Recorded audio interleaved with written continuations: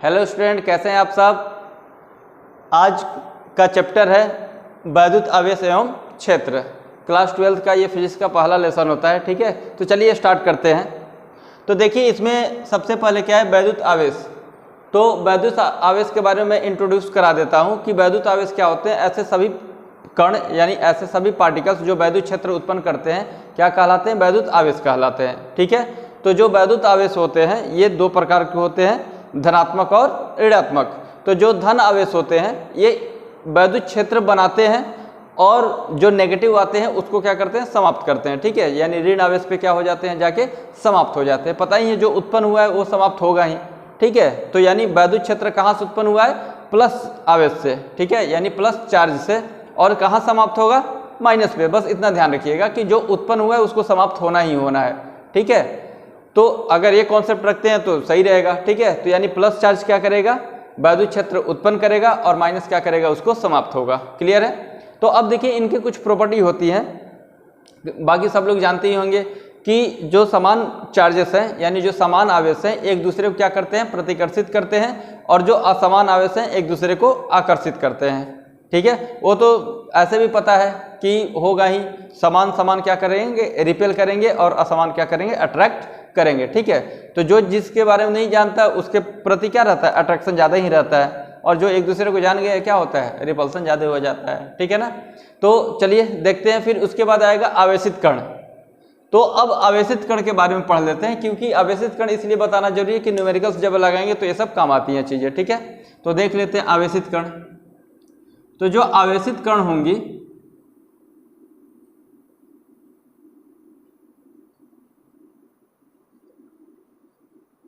यानी charge particle,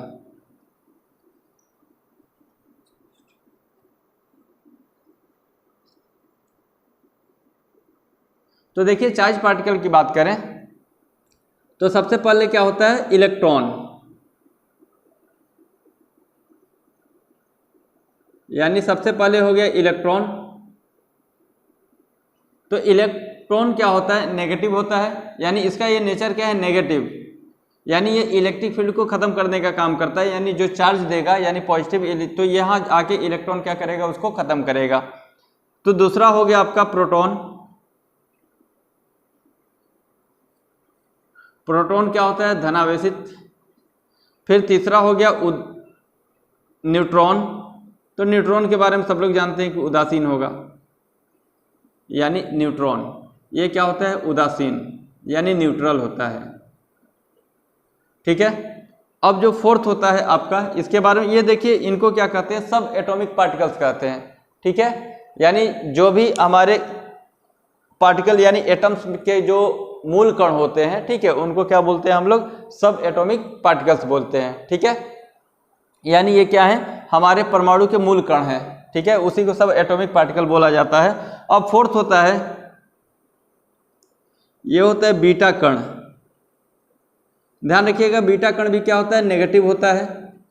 और पांचवा होता है अल्फा कण, और अल्फा कण क्या होता है, पॉजिटिव होता है। अब देखिए सबकी कुछ ना कुछ अपनी कैपेसिटी होती है। ठीक है, तो जैसे इलेक्ट्रॉन की कैपेसिटी कितनी है, 1.6 × 10⁻19 कूलम्ब, और कूलम्ब क्या है, आवेश का मात्रक है। अब इस पे कितना होगा, 1.6 × 10⁻19 कूलम्ब। इस पे तो 0 कूलम्ब, और ये क्या होगा, नेगेटिव, यानी ये क्या करता है, एक इलेक्ट्रॉन के बराबर चार्ज कंसिस्ट करता है, इतना कूलम्ब। और फिर अल्फा कण पे होता है आपका 3.2 × 10⁻19 कूलम्ब। ये ध्यान रखेंगे सब लोग। तो यानी इसको हम चाहे तो डिफाइन कर सकते हैं, यानी 2 × 1.6 × 10⁻19 कूलम्ब लिख सकते हैं कि नहीं। तो यानी इसका मतलब हम इसको और डिफाइन करना चाहते हैं तो क्या कर सकते हैं, ये 2 × अब ध्यान रखिएगा, ये हमारे पास क्या है, ये पॉजिटिव है, और पॉजिटिव ये किस पे है, प्रोटॉन पे। तो यानी इसको हम लोग क्या लिख सकते हैं, 2 प्रोटॉन के बराबर, ऐसे भी लिख सकते हैं कि नहीं। ये हो गया, तो यानी अल्फा पार्टिकल्स जो होता है क्या होता है, 2 प्रोटॉन के बराबर चार्ज को कंसिस्ट करता है। क्लियर है। अगर हम लोग बीटा की बात करें तो बीटा मतलब नेगेटिव, नेगेटिव मतलब क्या होगा, इलेक्ट्रॉन। तो अब इलेक्ट्रॉन की बात करें तो इसका मतलब क्या होगा कि बीटा किसके बराबर कंसिस्ट करता है, तो यानी 1 इलेक्ट्रॉन के बराबर। तो ऐसे भी हम लोग कंपेयर करा सकते हैं। ठीक है, इतना क्लियर हुआ। तो अब देखिए, ये तो इंट्रोडक्शन था चार्ज के बारे में। ठीक है। अब देखिए इसके बाद देखते हैं आगे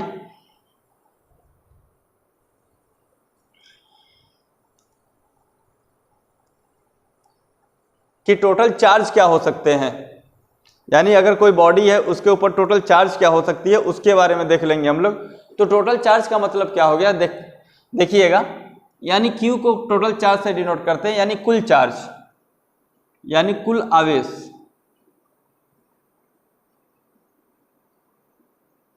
यानी कुल आवेश Q इक्वल टू क्या होगा कि उस पर नंबर ऑफ चार्ज यानी आवेशों की संख्या क्या है, और ये E, और E बराबर सब लोग जानते हैं कितना होता है 1.6 गुणे 10⁻⁻19 कूलम्ब, ये सब लोग ध्यान रखेंगे। और N क्या है होगा कितने प्रोटॉन से कितने इलेक्ट्रॉन से उनकी संख्या, यानी आवेशित कणों की संख्या होती है। तो इससे मल्टीप्लाई कर देंगे तो कुल आवेश निकल जाएंगे।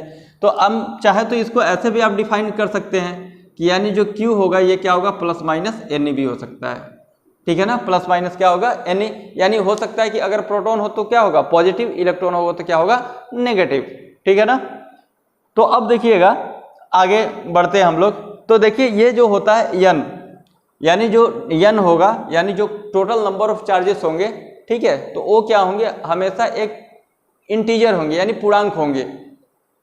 कभी भी देखिए जैसे मैंने कहा कि 10.5 इलेक्ट्रॉन कभी हो सकते हैं, नहीं हो सकते, यानी 10 इलेक्ट्रॉन होंगे या तो 11 इलेक्ट्रॉन्स होंगे, ठीक है, जो भी आएगा इंटीजर में आएगा, ठीक है। तो इसी को हम लोग क्या कहते हैं आवेशों का क्वांटीकरण यानी क्वांटाइजेशन ऑफ चार्ज कहा जाता है, ठीक है। ये ध्यान रखिएगा कि ये जो N होगा ऑलवेज क्या होगा कोई इंटीजर होगा, इंटीजर मतलब 1 2 3 4 5 6 7 8 9 ऐसे होगा, इंटीजर नंबर होगा, ठीक है ना, ये ध्यान रखिएगा, यानी कोई डेसिमल और फ्रैक्शनल नंबर नहीं होगा, यानी कोई दशमलव अंक नहीं होगा। आप लोग जानते ही हैं कि कोई भी संख्याएं होती है तो क्या होती है पूर्णांक संख्या होती है, ठीक है। तो यानी इसी चीज को क्या कहते हैं हम लोग आवेशों का क्वांटीकरण यानी क्वांटाइजेशन ऑफ चार्ज बोला जाता है, ठीक है ना, यहाँ तो कोई दिक्कत नहीं है। अब देखिए आते हैं मेन टॉपिक पे। अब यहाँ से हम लोग का मेन टॉपिक चलता है, तो देख लेते हैं कि सबका नेचर क्या होता है। जैसे मान लेते हैं प्लस चार्ज है आपका यानी धन आवेश है, तो ये क्या करता है मैंने बताया था वैद्युत क्षेत्र क्या करता है बनाता है।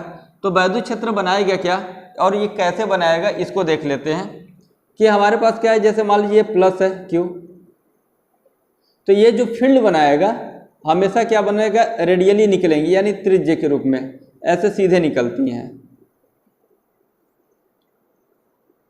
इनको क्या कहा जाता है वैद्युत बल रेखाएं, यानी ये जो होती हैं इनको कहते हैं वैद्युत बल रेखाएं, वैद्युत बल रेखाएं। तो देखिए जो वैद्युत बल रेखाएं हैं यानी इसी को यानी फील्ड लाइंस बोला जाता है, इलेक्ट्रिक फील्ड लाइंस या फील्ड लाइंस भी कह सकते हैं, फील्ड लाइंस। तो ये ध्यान रखिएगा ये कभी भी टेढ़ी नहीं निकलती, ऑलवेज क्या निकलेंगी एक सीधे शेप में निकलेंगी, ठीक है। और इसका मतलब क्या है कि अब ये कहीं निकली हैं तो कहीं ना कहीं समाप्त होगी, तो कहाँ समाप्त होंगी नेगेटिव चार्ज पे। तो इसलिए इनको बनाया जाता है कि क्या होता है ऑलवेज क्या होती है क्लोज लूप में होती हैं, ठीक है, क्योंकि समाप्त होंगी तो कहीं ना कहीं जाएंगी।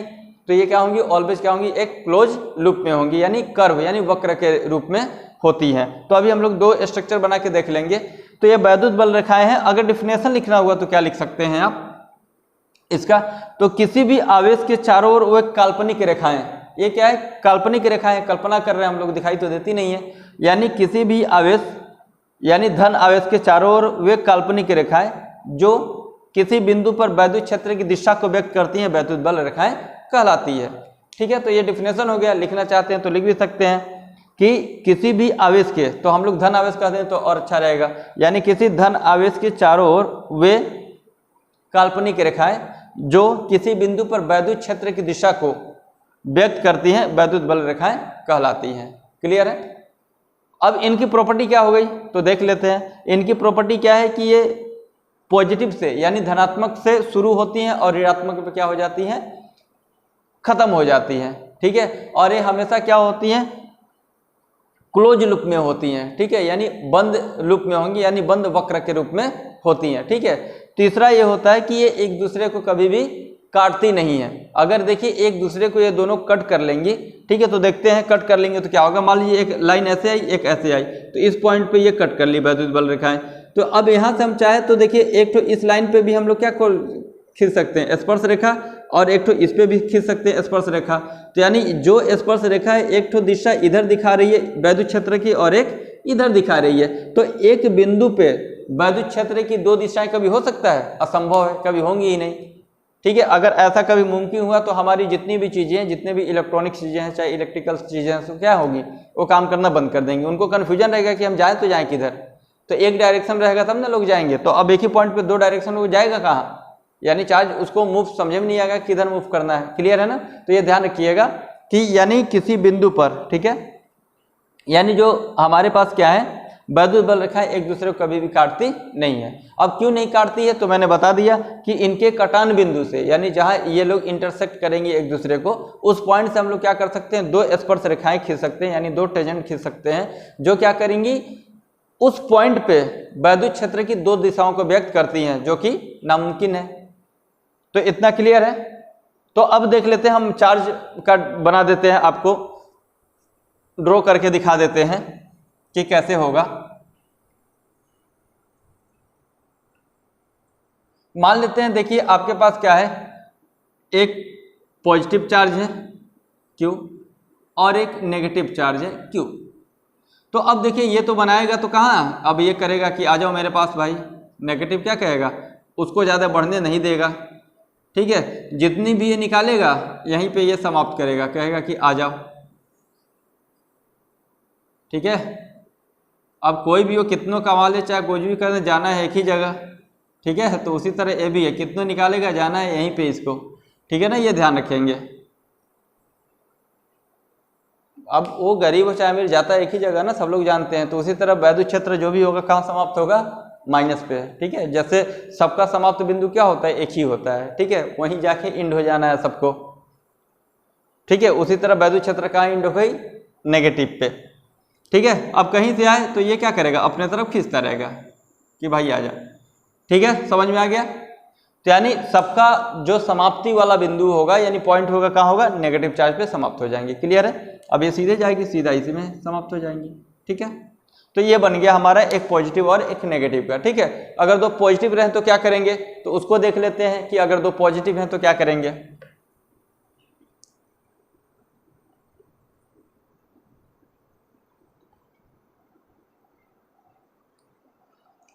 तो दो पॉजिटिव हैं तो ये हो गया, ये हो गया। अब देखिए दोनों पॉजिटिव पॉजिटिव हैं, यानी दोनों तो दानवीर हैं, दोनों देने वाले हैं। तो ठीक है, जब दोनों देने वाले हैं तो एक दूसरे को क्या करेंगे, रिपेल करेंगे। अब ये भी अपना निकालेगा, अब ये भी अपना निकालेगा। तो जैसे निकालेंगे तो क्या होगा, तो रिपेलिंग चालू हो जाएगी, यानी एक दूसरे को क्या करेंगे, ये लोग प्रतिकर्षित करने लगेंगे। तो ये अपने अपने जगह से ऐसे थोड़ी सी मुड़ जाएंगे, यानी इस तरीके से निकलेंगी, ऐसे ऐसे हो गई।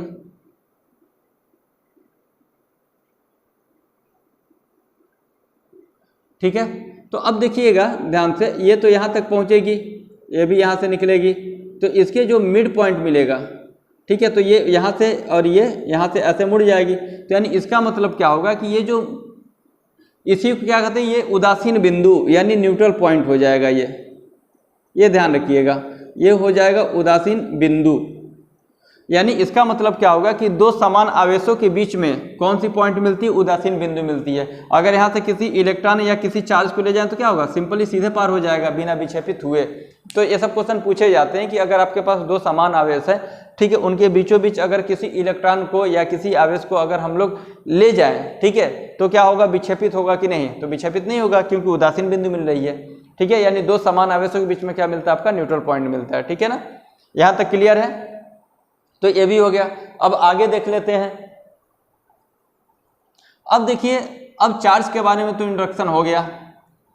अब देखिए, अब आगे आते हैं हम लोग। अब बारी आती है मेन। अब यहां से इंपॉर्टेंट सारी चीजें हैं कि अगर दो चार्जेस हैं तो आखिर फोर्स कितना लगाती हैं। अभी तो बात हुआ कि चलिए रिपेल कर रही हैं, तो अब बात आ जाएगी कितने फोर्स से रिपेल एक दूसरे को करेंगी। ठीक है, या कितने फोर्स से एक दूसरे को क्या करेंगे, अट्रैक्ट करेंगे। तो देखते हैं। तो इसमें सबसे पहले आता है कूलाम का नियम। कूलाम का नियम,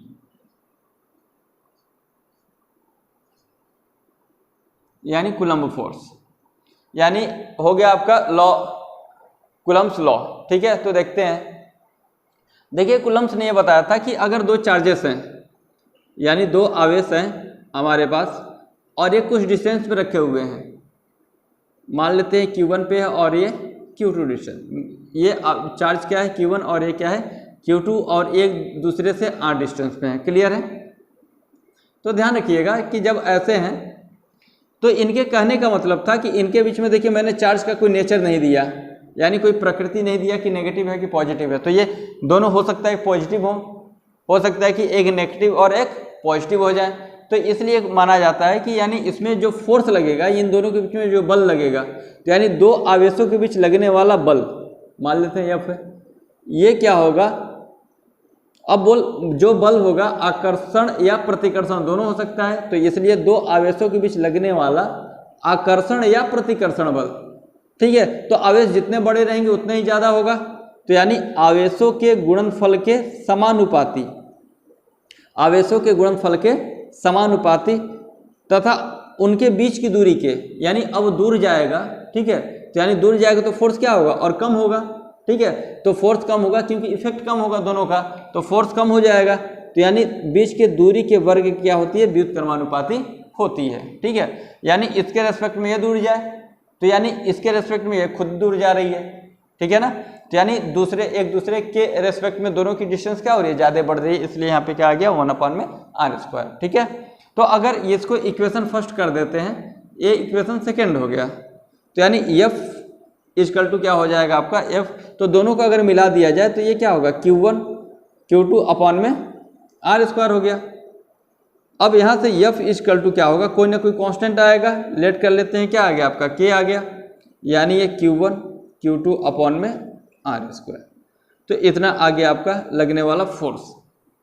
तो ये जो K होता है, तो K इक्वल टू 1/4πε0 होता है। तो इसमें दो टर्म आ गए, ये तो K आ ही गया, एक तो नया टर्म आ गया ε0, ठीक है।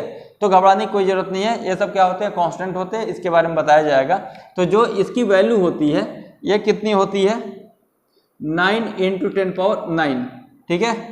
तो अब कैसे, तो अब देखिएगा आगे, तो यानी इसकी यूनिट क्या हो गई, न्यूटन मीटर स्क्वायर पर कूलम्ब स्क्वायर, ये आपकी यूनिट होती है।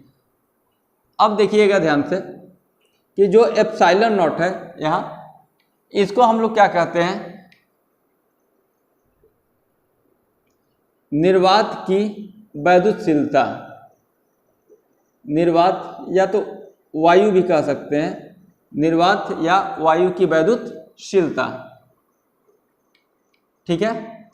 तो यानी इसका मतलब क्या होगा, ये हो गया परमिटिविटी,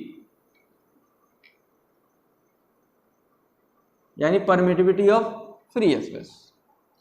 तो अब देखिए जो ε0 की वैल्यू होती है ये क्या होती है, तो ε0 इक्वल टू 8.85 × 10⁻12। जस्ट इसका उल्टा कर देंगे, यानी आपने जो निकाला है न्यूटन मीटर स्क्वायर पर कूलम्ब स्क्वायर, तो ये क्या होगा, कूलम्ब स्क्वायर पर न्यूटन मीटर स्क्वायर। तो अगर किसी एक का निकाल लेते हैं तो एक याद रहेगा, बस उसका उल्टा कर दीजिए, ठीक है ना। तो मैं एक बार और रिपीट कर देता हूं, दो आवेशों के बीच लगने वाला आकर्षण या प्रतिकर्षण बल आवेशों के गुणनफल के समानुपाती तथा उनके बीच की दूरी के वर्ग के व्युत्क्रमानुपाती होता है, ठीक है। तो अब यही रिलेशन ये निकल जाता है, ठीक है। ये तो मान लीजिए एयर की बात रही, अगर ये पूरे सिस्टम को उठा के किसी मीडियम में रख दिया जाए, ठीक है, कोई सा भी मीडियम हो सकता है, मान लीजिए हम ये सब करें, किसी लिक्विड में कर लिए चाहे किसी चीज में कर लिए, तो वहाँ क्या होगा, मीडियम का थोड़ा सा इफेक्ट भी आ जाएगा, ठीक है। तो जो इफेक्ट आएगा उसी को हम लोग क्या कहते हैं, डाइलेक्ट्रिक आ जाएगा, यानी वहाँ क्या हो जाएगा, डाइलेक्ट्रिक कांस्टेंट हो जाएगा, ठीक है। तो वो जो डाइलेक्ट्रिक कांस्टेंट होगा, यानी इसका मतलब क्या होगा, रिलेटिव परमिटिविटी हो गया। रिलेटिव परमिटिविटी मतलब क्या होगा कि सापेक्ष वैद्युतशीलता हो गई। सापेक्ष मतलब क्या होगा, निर्वात के रेस्पेक्ट में उस मीडियम में यानी फोर्स कितना ज्यादा लग रहा है या तो कम लग रहा है, ठीक है ना। तो यानी सापेक्ष वैद्युतशीलता कहिए या तो डाइलेक्ट्रिक कांस्टेंट कहिए, यानी दोनों क्या होते हैं, एक ही होते हैं, यानी परावैद्युतांक। तो यानी इसका मतलब हम लोग क्या कर सकते हैं, देखिएगा ध्यान से, अगर मान लीजिए ये पूरा सिस्टम है आपका, मैं किसी मीडियम में लेता आया, तो मीडियम में ला दिया, तो जो होगा हमारा, मान लेते हैं मीडियम का कितना है, एप्सिलॉन है, और ये हो गया आपका एप्सिलॉन नॉट, और ये क्या होगा, रिलेटिव हो जाएगा। यानी ये हमारे पास क्या हो गया कि ये मीडियम का रहा, यानी मीडियम क्या कर रही है, वैद्युत क्षेत्र के प्रति क्या बिहेव दिखा रही है, एप्सिलॉन हो गया, और ये एयर में क्या दिखा रही थी, ठीक है, और ये क्या हो गया, दोनों का निकाल दिए तो क्या हो गया हमारे पास, रिलेटिव निकल गया। इसी रिलेटिव को हम लोग क्या कहते हैं, डाइलेक्ट्रिक कांस्टेंट, यानी इतना। तो यानी इसका मतलब एप्सिलॉन इक्वल टू क्या हो गया आपका, एप्सिलॉन नॉट इनटू के, इसको भी ध्यान रखिएगा, ठीक है। तो यानी ये हो गया हमारे पास डाइलेक्ट्रिक कांस्टेंट वाली बात, ठीक है ना। तो अब आगे बढ़ते हैं हम लोग। अब इतना तो हो गया कि फोर्स कितना लग रहा है, ठीक है।